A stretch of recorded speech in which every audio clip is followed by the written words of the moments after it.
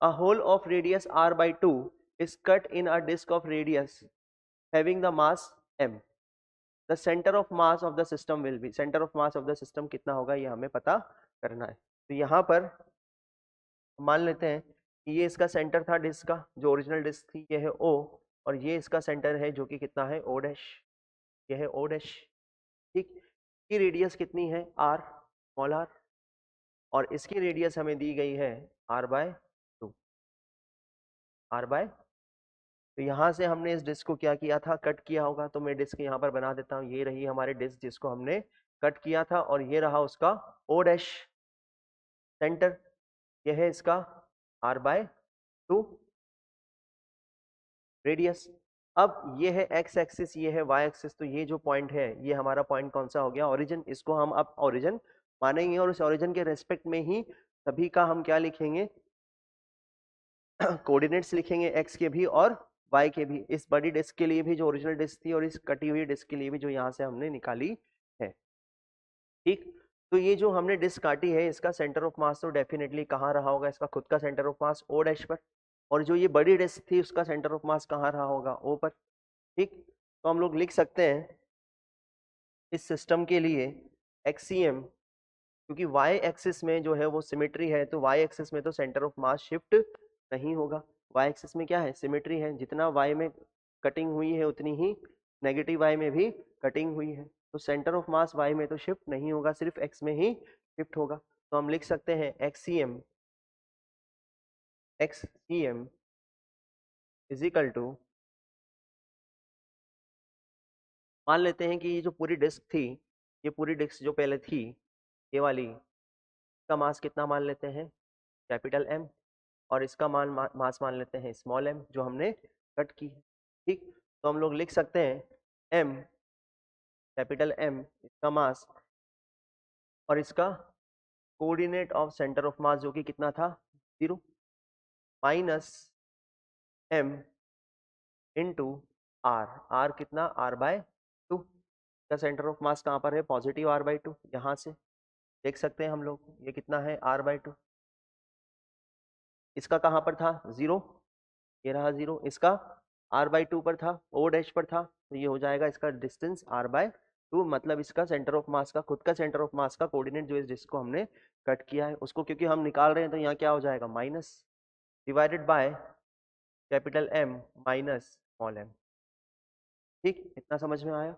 चलिए अब आगे बात करते हैं, इसको आगे फर्दर कंटिन्यू करने के लिए। देखिए कि इसकी डेंसिटी अगर मैं रो ले लूँ तो इसकी डेंसिटी भी कितनी होगी, रो होगी, की डेंसिटी भी कितनी होगी, रो होगी।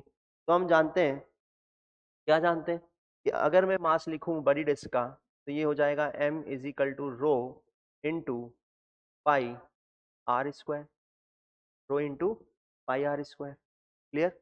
और अगर मैं छोटी डिस्क का मास लिखूं m, तो वो हो जाएगा rho into pi r divided by 2 का होल स्क्वायर, यानी कि m is equal to rho pi are square divided by 4, clear.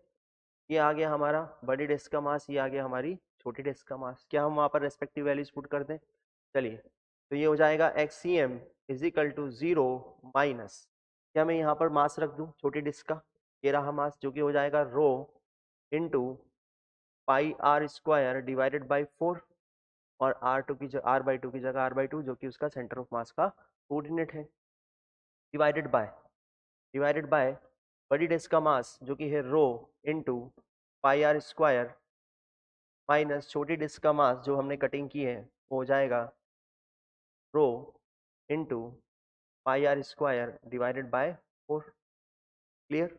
चलिए अब इसमें से क्या क्या कॉमन आ रहा है, इसमें से रो एंड पाई सब जगह से कॉमन आ रहा है, तो उन सबको हम लोग यहाँ से हटा देते हैं। तो ये कितना आ जाएगा, ऊपर आ जाएगा R cube divided by 8 upon R cube divided by 8 upon, ये कितना हो जाएगा, ये हो जाएगा R square minus R square divided by 4, R square minus R square divided by 4, तो ये कितना हो जाएगा R cube divided by 8 divided by 3 R square divided by 4, ये कितना आ गया R cube divided by 8 into divided by 3r²।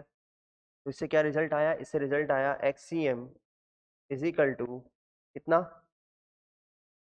ये हो जाएगा r डिवाइडेड बाय 6। लेकिन यहाँ पर अभी हमने क्या किया था, यहाँ माइनस लगा हुआ है तो हमें यहाँ पर क्या लगाना होगा, सब जगह माइनस लगाना होगा। ये भी नेगेटिव, ये भी नेगेटिव, ये भी नेगेटिव और ये भी नेगेटिव। तो हमारा जो सेंटर ऑफ मास है डेफिनेटली वो ओरिजिन से किधर आ रहा है, उसके पोजीशन वेक्टर किधर, मतलब उसका पोजीशन किधर आ रहा है, उसका कोऑर्डिनेट किधर आ रहा है, नेगेटिव में, नेगेटिव r/6। मीन्स हमारा centre of mass definitely negative r/6 means यहाँ पर शिफ्ट हो चुका होगा। हमारा सेंटर ऑफ मास अब कहाँ आ गया होगा, यहाँ पर आ गया होगा। और हम जानते हैं सेंटर ऑफ मास किधर होगा, इधर मास ज्यादा होगा। अभी मास किधर ज्यादा है, अभी मास इस तरफ ज्यादा है। सेंटर ऑफ मास हमारा जो है वो शिफ्ट हो चुका होगा, कितना शिफ्ट हो चुका होगा, ये शिफ्ट हो चुका होगा r/6, वो भी ओरिजिन से नेगेटिव की तरफ। तो हमारा आंसर किस में आ रहा है, नेगेटिव में। ठीक, यानी कि हमारा XCM जो है -r/6 आ रहा है, मीन्स ओरिजिन से लेफ्टवर्ड शिफ्ट हो चुका है। तो हम यहाँ पर ऑप्शन चेक कर लेते हैं। तो ऑप्शन में कौन कौन से हैं, एट अ सेंटर नहीं होगा, एट अ डिस्टेंस r/3, ये r/3 हमारा नहीं आया।